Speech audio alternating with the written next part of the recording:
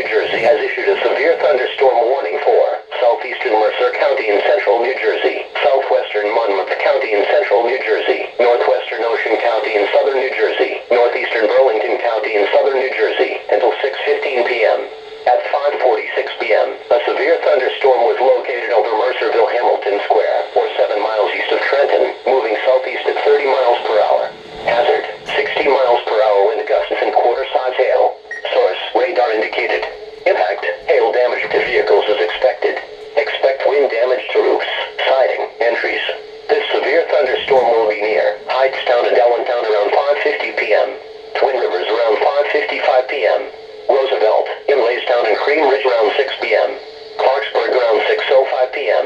Six Flags Theme Park and Woodruff around 6:10 p.m. Cassville, Jackson's Mills and Vista Central around 6:15 p.m. Other locations impacted by the severe thunderstorm include Fieldsboro, New Egypt, Yardville, Groveville, and McGuire Air Force Base. For your protection, move to an interior room on the lowest floor of a building. Repeating, a severe thunderstorm warning has been issued until 6:15 p.m. for the following counties: